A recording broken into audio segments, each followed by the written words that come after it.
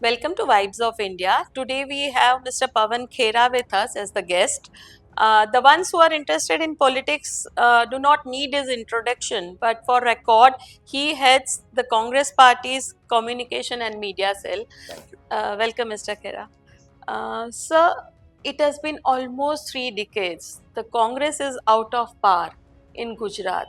Why so? Well, there can't be just one factor responsible for us not being in power in Gujarat. I guess over the last 3 decades, a lot has changed in India's politics. And when Gujarat became the center of India's politics, obviously the Congress stopped doing well. But before that, the Congress had its own time in Gujarat, and now increasingly, Gujarat is also realizing that they need a change. So you will see a change not just in the politics of Gujarat, but you'll also see the politics of India changing, and uh, the center of gravity of India's politics is bound to change in this election. There are a lot of issues in Gujarat, there are a lot of problems in Gujarat. But why is it so that the Congress party has not been able to convince people? Okay, why the public doesn't listen to what the party says? Perhaps the idiom of politics, uh, the changing idiom of politics, we may not have been able to grasp the way the BJP grasped.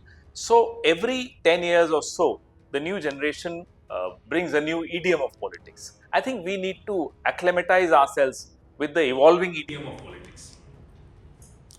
As you rightly pointed out, that Gujarat has been, an epicenter of politics, and all of us know the Gujarat model. What was or is the Gujarat model has now been replicated in many ways, some good and several bad at the national level also. What do you think, or what is your take on Gujarat model? Well, if you want to see the Gujarat model of democracy, we saw it in Surat, and it's being replicated in Indore now. So I hope we are not talking about that model. Uh, the so-called Gujarat model has led to a lot of unemployment, has led to very expensive education, very expensive healthcare, and the collapse of MSME sector. Now, what Gujarat model are we talking about? If it's Gujarat model of politics, yes, they've done well for the two of them, Mr. Amit Shah and Mr. Narendra Modi, and for some of their friends in the corporate world. But that's not Gujarat model. Gujarat model has to impact the 6.5 crore people of Gujarat. It has to uh, be an example for the rest of the country, the way Gujarat has historically been. Gujarat has given some of the best leaders even in our freedom struggle. And even post our freedom struggle, Gujarat has produced some of the best leaders. But they've all been in the Congress party. They've all been from movements in Gujarat. May not be the Congress movements, maybe against the Congress, but movements also gave birth to very good leaders in Gujarat. But all that has stopped over the last 3 decades. We see Gujarat uh, inching towards the one party rule. Now, that's not healthy for a democracy. You see what, I mean, Surat is a seat, and I can say very frankly, Surat in all our surveys as a seat was going to the BJP. So, why did they have to resort to this? So, imagine on a seat where they are bound to lose, what all can they do?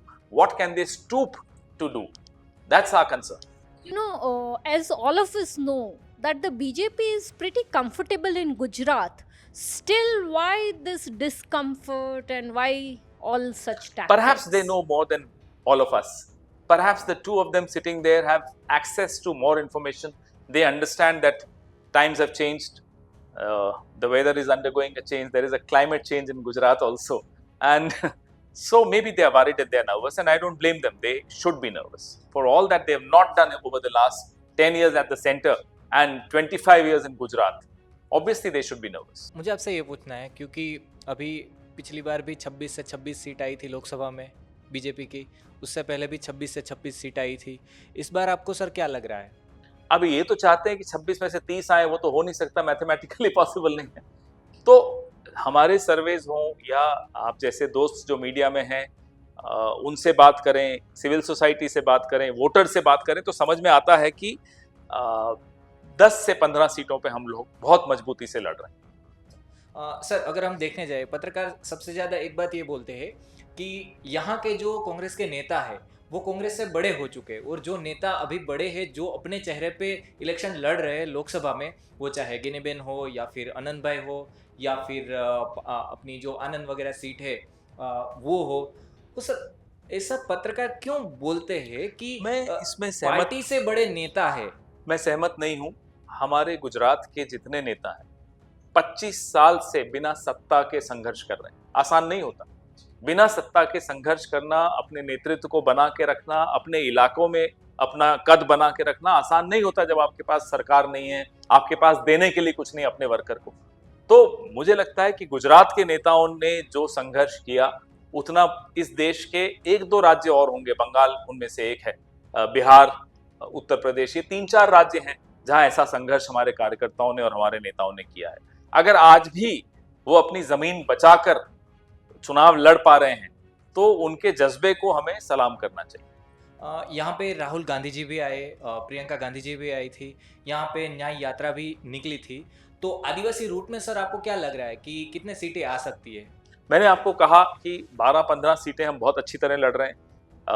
हमारे पास resources की कमी है, संसाधनों की कमी है, इसमें कोई शक नहीं है, लेकिन फिर भी हमारे उम्मीदवार, हमारा पीसीसी प्रेसिडेंट, हमारे महासचिव प्रभारी पूरा जोर शोर से, पूरी मेहनत से चुनाव लड़ रहे हैं।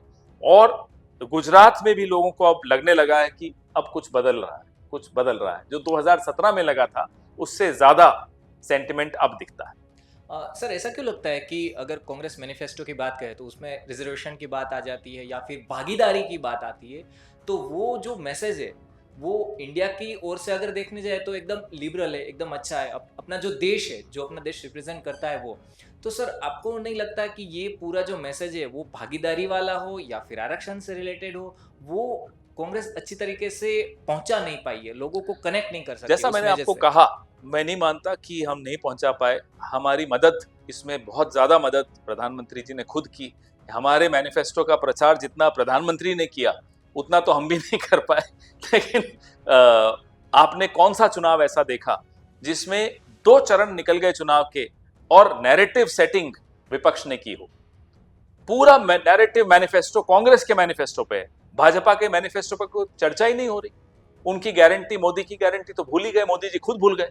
वो राहुल गांधी के न्याय की बात कर रहे हैं, उस पे वो बिना पढ़े, वो पढ़ते नहीं है, उनकी आदत पढ़ने लिखने की कम है, चलिए कोई बात नहीं, एंटायर पॉलिटिकल साइंस में ज्यादा पढ़ लिया होगा, लेकिन फिर भी बिना पढ़े जो वो टिप्पणियां करते हैं। मीडिया, हमारा राष्ट्रीय मीडिया ऐसा है कि प्रधानमंत्री ने बोल दिया तो ठीक बोला होगा, चलिए उस पर चर्चा कर लीजिए। उससे हमें बड़ा फायदा हुआ। हमारे मैनिफेस्टो को जो हमने भी नहीं पढ़ा, हमारे कार्यकर्ताओं ने भी नहीं पढ़ा था, अब वोटर तक ने पढ़ लिया। मोदी जी को धन्यवाद। सर यहाँ पे अभी फिलहाल जो स्थानिक मुद्दे हैं उससे ज्यादा, सबसे ज्यादा बात हो रही है वो क्षत्रिय विवाद की बात हो रही है। सर इस पे आप क्या कहना चाहेंगे? देखिए, मैं उसी समाज से आता हूँ, मैं राजस्थान का हूँ, महाराणा प्रताप की धरती से आता हूँ। मैं उस भावना को समझ पाता हूँ। किसी का कोई हक नहीं है कि एक समाज का अपमान करे। क्षत्रियों का, क्षत्राणियों का अपमान भी किया, उनकी पगड़ी उछाली गई, क्षत्राणियों को जमीन पर घसीटा गया।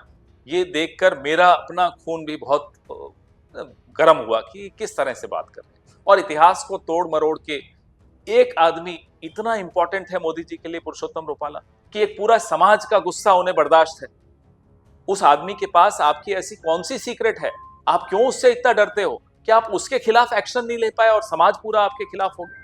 ये सुनकर, ये देखकर बुरा लगता है, अफसोस होता है। लोकतंत्र में कोई राजाशाही तो है नहीं कि नरेंद्र मोदी राजा हो गए, कोई कुछ बोलता रहे, हम कोई फर्क नहीं पड़ता, ऐसा नहीं होता है। लोकतंत्र में उसका आपको कीमत देनी पड़ती है। सर किसी भी पार्टी के लिए इन सफलता के पीछे उसकी संगठन की शक्ति होती है, तो उसमें कांग्रेस पीछे नजर आती है, क्योंकि चुनाव जाहिर हो गए, डिक्लेरेशन हो गया चुनाव का, और फिर भी उसके एमएलए पार्टी छोड़ रहे हैं। और रोहन गुप्ता भी उसको कैंडिडेट बनाने के बाद भी उन्होंने पार्टी छोड़ी। आपने इतना बड़ा नाम ले लिया, मैं तो डर गया। देखिए, संगठन राष्ट्रीय स्वयंसेवक संघ का 1925 से हमसे ज्यादा मजबूत था, लेकिन आजादी के आंदोलन में आरएसएस का नाम नहीं था। 54 साल सरकार में कांग्रेस रही, संगठन न काडर बेस्ड नहीं हुए तो भी संगठन की एब्सेंस में भी हम लोग सरकार में रहे। संगठन को हम बहुत ओवर एस्टिमेट करते हैं। आप किन मुद्दों पर राजनीति कर रहे हो, क्या वो मुद्दे समाज से जुड़े हुए हैं? समाज आपका संगठन बनता है। ये चुनाव जिसकी हम बात कर रहे हैं 2024 का चुनाव, ये कांग्रेस पार्टी नहीं लड़ रही, ये लोग लड़ रहे हैं, ये वोटर लड़ रहा है, ये जनता लड़ रही है। यही हमारी ताकत हमेशा से रही है। इतिहास में अगर आप कांग्रेस को उठाकर देखेंगे तो संगठन से दांडी यात्रा नहीं हुई थी, लोगों ने की थी। भारत छोड़ो आंदोलन लोग जुड़े थे, क्योंकि उनको बात समझ में आती थी कि कांग्रेस पार्टी ऐसा मुद्दा उठा रही है, ये मेरी जिंदगी से जुड़ा हुआ मुद्दा है, मैं जुड़ूंगा कांग्रेस के साथ। ये ताकत हमारी हमेशा रही। और भारतीय जनता पार्टी की ताकत क्या रही है? शाखा। एक वर्दी में सब खड़े हो जाएंगे सुबह सुबह 5 बजे 6 बजे। अब समाज से वो कितने जुड़े हैं कितने नहीं जुड़े उससे कोई फर्क नहीं पड़ता, वो संगठन से जुड़े हैं। उनकी पहली निष्ठा संगठन के साथ है, समाज के साथ नहीं है, देश के साथ नहीं है। हमारी पहली निष्ठा देश और समाज के साथ है, संगठन बाद में। ये अंतर है हम दोनों। Sir, like most of the Congress leaders from Gujarat have left the party saying that Ram मंदिर के कारण हम लोगों ने ये अपमान हुआ है and हम इस कारण हम लोग छोड़ रहे हैं. So like do you really believe that's the actual case? Sir? Tell me, show me, give me one example which you may know of. I don't know. Like I know, I'm coming to that. Give me one example of the Congress party stopping anyone from going to the temple. Was there a circular issued that nobody is allowed to go to the temple? No. How can anybody invite someone to come to a temple, or how can anybody stop someone from going to a temple or a mosque or a gurdwara or a church? You go because you want to go, whenever you can go, whenever you want to go. So all these people who are saying we are leaving the party because of Ram Mandir, show me one letter issued by the Congress party. A lot of our leaders went to the temple. The entire Uttar Pradesh Congress committee went to the temple. Our Vikramaditya Singh, our minister in Himachal Pradesh, he went to the temple. Was he stopped? Was any action? Why should we stop anyone? So this is, I think, a total lie. okay, and like coming to Election Commission of India, do you think that it is impartial, sir? I mean, there used to be an election commission of India. Where is the election commission of India? When the Prime Minister commits a mistake or violates the model code of conduct, the notice goes to Mr. Nadda. I feel bad for Mr. Nadda. He is the ornamental president of the BJP. He is there only to get notices. The Prime Minister has committed the mistake. Please give him the notice. Show the courage. Election Commission was never so weak-kneed the way it is now. As you pointed out earlier, Gujarat is known for quite a few things, entrepreneurship and corporates being one of them. That it is said that business is in every Gujarati's DNA. But at the same time, of late, if we observe the Congress and what it speaks on or takes a stand on, it appears to be against wealth creators. Do you think that this actually puts off the people of Gujarat from the Congress? No, I don't think the Congress has ever spoken against wealth creators. After all, the liberalization came under the Congress party and not under Atal Bihari Vajpayee. It came under our regime, Narasimha Rao ji's era. So, the Congress party is firmly against monopolies. It has to, again, coming back to Nyay. Is it Nyay that only one man has access to? I mean, the पहला हक संसाधनों पर एक दोस्त का है, ऐसा तो नहीं होना चाहिए ना. संसाधनों पर हक सबका है. So, Congress is firmly against monopolies. There should be fair play. There should be absolute justice. What about the MSME sector? Our focus should be on employment generating MSME sector, not this large corporate who owns the ports, who owns the coal mines, who owns the power sector, who owns everything. How can you do this? But then these same people, when they go to other states ruled by Congress, they are given contracts there as well. So why this duality? No, there is no duality. All norms are followed. The CAG report hasn't pointed out at any anomaly in Rajasthan or Chhattisgarh, but the CAG reports often point out at what happened in Gujarat or what happened in the country in the last 10 years. So, If there is fair competition and somebody is coming through the competition, nothing wrong in that, whoever it is. Nobody is untouchable in industry. We don't think Gautam Adani is untouchable or Mukesh Ambani is untouchable, but please, for God's sake, do not promote monopolies, is what we have always been saying. मुझे ये लगता है कि अगर हम बात करें गुजरात की तो जैसे बात करें तो कांग्रेस इस बार गुजरात में अगर रोजगारी की बात करें तो अपॉर्चुनिटीज कैसे क्रिएट करेगी? जैसा मैंने आपको कहा, रोजगार देने वाली इंडस्ट्री एमएसएमई जो होती है, लघु और मध्यम दर्जे की जो उद्योग होते हैं, वही सबसे ज्यादा आपको रोजगार देते हैं। तो उनको अगर आपने जैसे नोटबंदी में उनको तबाह किया, जीएसटी जिस ढंग से आप लाए उससे वो तबाह हुए, कोविड के दौरान जो आपने एमएसएमई सेक्टर को तबाह कर दिया, वो सब जो आपने पिछले 10 साल में किया, हम उसको सुधारना जानते हैं। हमारे पास अर्थशास्त्री हैं, आपके पास अनर्थशास्त्री हैं, आपने अनर्थ करके देख लिया, अब अर्थशास्त्रियों को मौका दीजिए और देखिए हम कैसे एमएसएमई सेक्टर्स को रिवाइव करते हैं, कैसे हम रोजगार सृजन करते हैं। हमारे मैनिफेस्टो में उसका बड़ा अच्छा जिक्र है, पूरा अच्छा उसका उल्लेख किया है हम। और एक ये भी है कि अगर बात करें, आपको क्या लगता है कि गुजरात में कांग्रेस इस बार ऐसे कौन सी चीज़ है जो बहुत उनको ज़्यादा बेनिफिट होगा इस बार के चुनाव में? इस बार जो हमें सबसे ज्यादा बेनिफिट हो रहा है वो फिर से नरेंद्र मोदी जी का हो रहा है। हमारे स्टार कैंपेनर नरेंद्र मोदी जी, वो जितना मुंह खोलते हैं उतना हमारी सीटें बढ़ा देते हैं। आजकल जहां जहां जाते हैं, हम किन मुद्दों पे चुनाव लड़ रहे हैं, हमारे मुद्दे हैं नौकरी, 30 लाख नौकरियां, पहली नौकरी पक्की, महिलाओं को गृह लक्ष्मी योजना, हम बात कर रहे हैं किसानों की एमएसपी। मोदी जी क्या बात कर रहे हैं? मटन, मछली, मंगलसूत्र, मुस्लिम। ये मुद्दे हैं क्या चुनाव के? 10 साल आप सत्ता में रहे, आपके पास ये 4 मुद्दे हैं और मंगलसूत्र की बात नरेंद्र मोदी करेंगे तो हंसी तो आएगी। अब मैं ज्यादा नहीं बोलूंगा, फिर आप कहीं एयरपोर्ट से पुलिस आके ले जाएगी। So in Gujarat, how does the Congress plan to, match the BJP's well-greased network till the booth level? They have Panna Pramukhs also, and in the Congress, forget the Lok Sabha election or the assembly election. Even in municipal corporation elections, the booth level workers of the Congress are missing. Nandini ji, How do you match it? This Panna Pramukh, you would be aware, you've been in journalism, Deepal Bain has been in journalism forever. Panna Pramukh is nothing new. The BJP always had it.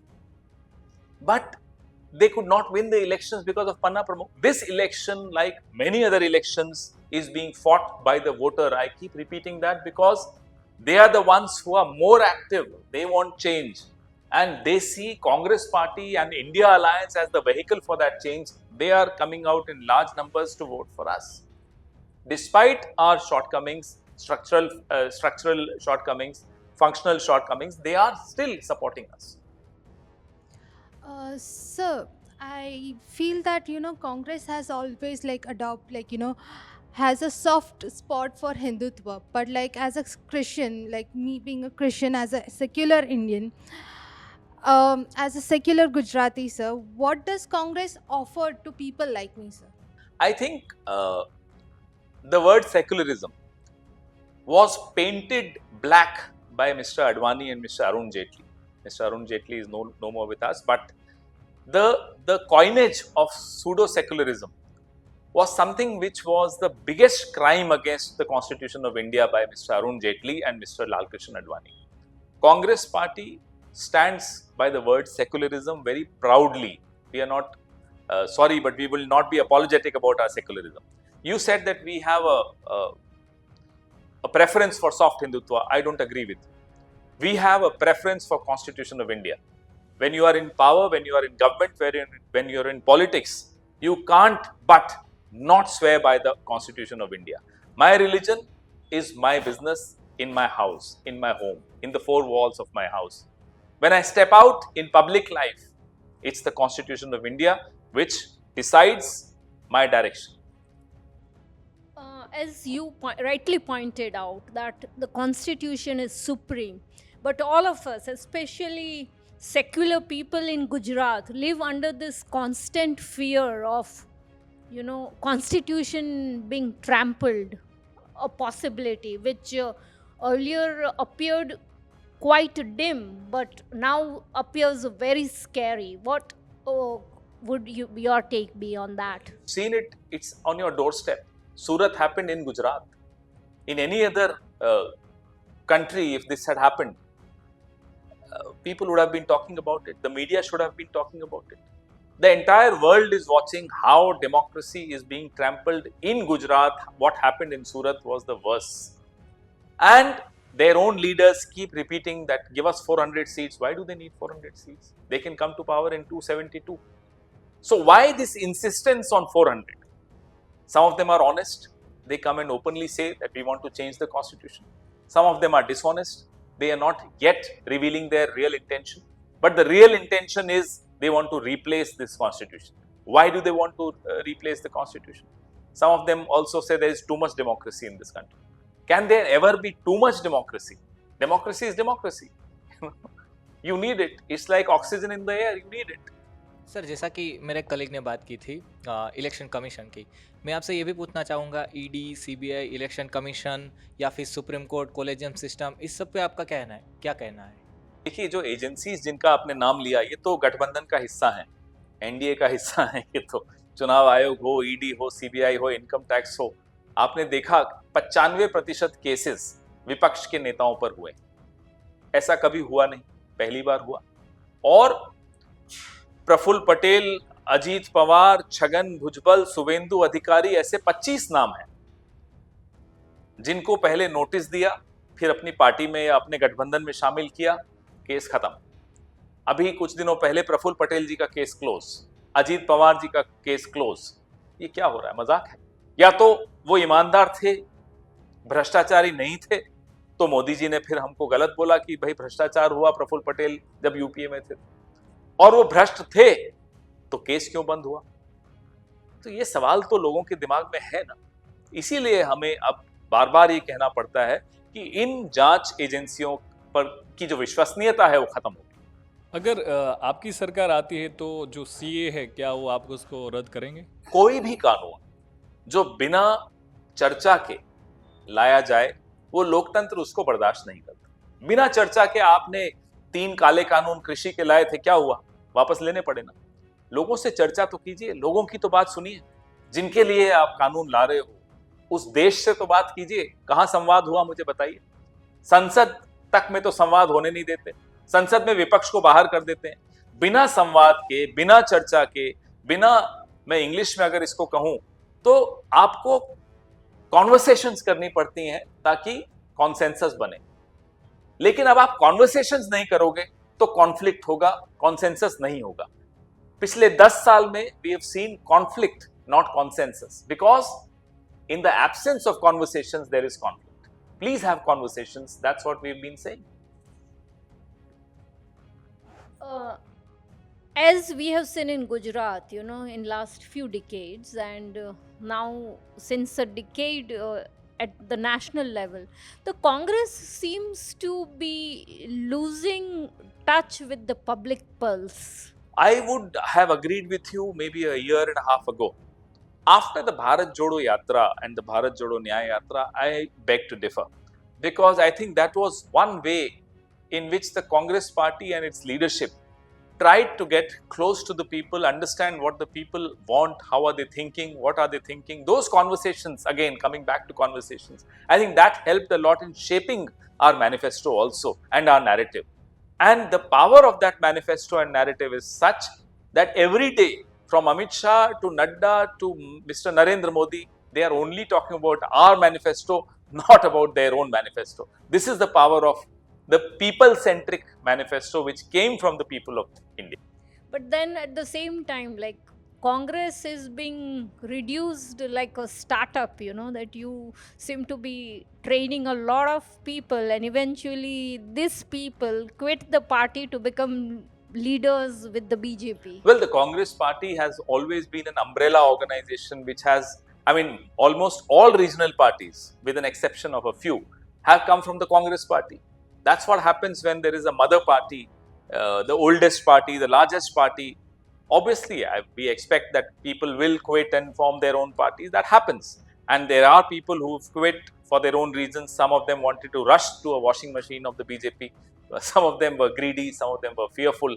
So fear and greed were the driving forces of those people who left the Congress party and joined the BJP. But then, having said that, a lot of people from the ruling party, the BJP, sitting MPs came and joined the Congress. Ajay Nishad, Virender Singh ji, Vijender Singh ji, Rahul Kaswa, Hanuman Beniwal, Prahlad Gunjal, I can go on and on and on. But as you pointed out, that fear and greed could be a motivating factor for many. But if we take examples, if we stick to Gujarat, there have been people like Arjun Modwadia who had been with the Congress for over 40 years, till the day he quit the Congress did not see any fault in him or about whatever he said or the stand he took. And suddenly there were allegations about his business dealings or his entrepreneurship and similar issues. Don't you think that this is wrong and actually puts off your core party workers? Once a leader leaves the party, obviously he can't expect that we'll praise him. I mean, let's be very fair. This is a competitive game. This is politics. We can't give him a Bharat Ratna for leaving the Congress party. But having said that, there are leaders who left because there was a communication issue. There was a breakdown of communication between the party and the leader. It happens sometimes. It should not happen. Avoidable, definitely. And we may have lost some good leaders across the country. And believe me, they will all come back. I'm absolutely sure about that. Sir, आप है, मुकुल वासनिक जी है, शक्ति सिंह गोहिल जी है, क्या ये सब मिलके गुजरात के लिए क्या कांग्रेस के एक नए केडर के जो नेता है वो बना रहे फिलहाल? वही हो रहा है इस बार की जो टिकटें बटी हैं, क्योंकि सर एमएलए हो, एमपीज हो, सब में सर एक ही नाम रिपीट हो रहा है और वो हम सालों से देख रहे नहीं, हैं। इस बार की टिकटों में आपको बहुत कुछ दिखा होगा। ये शुरुआत है। गुजरात में कांग्रेस ने करवट ली है।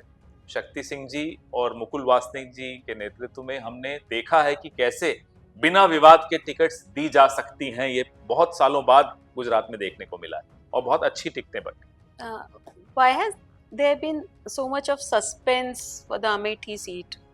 But the last date is not over yet. Why give chance to the BJP to They speak? will not get any chance. Let them speak. They will eat crow very soon. All of us are really rattled with the case that has happened in Karnataka. As such, India is one of the most unsafe place to be a woman in the world, and incidents like this really shake our faith in a democracy, our hope in the constitution. What does the Congress plan to do, and why did the Congress, because Karnataka has a Congress government, why was this man allowed to flee the country? When the videos came to light, we immediately formed an SIT. Of course, the BJP is answerable to who helped him flee the country. He is in alliance with the BJP. The alliance is still there. They haven't broken the alliance. The Prime Minister himself went to campaign for Prajwal Revanna, despite knowing, being told by his own leader, the leader's name is Devaraj Gowda, who wrote a letter to Amit Shah, pointing out, this was way back in 2023, August 2023. He pointed out that there is a huge, sex scandal. I won't even call it a sex scandal. This is a sex crime. Yet the alliance happened. Yet the Prime Minister goes and campaigns for Prajwal Revanna. So I think a lot of answering needs to be done by the Prime Minister himself. Nalia happened in Gujarat. Where are the answers? Where is action? There is no action taken. You saw what happened in Kathua, what happened in Hathras, what happened in Unnao. Where are the answers? So therefore, if we as a society, we as political parties, if we do not bring the women's issue and the safety of women's issue on the forefront of our politics, we will be doing injustice to these women. Sir, what's your take on electoral bond? Well, I'll give you one example. 52 crores by the company which manufactured the vaccine. On the vaccine, there was Prime Minister's very handsome face smiling.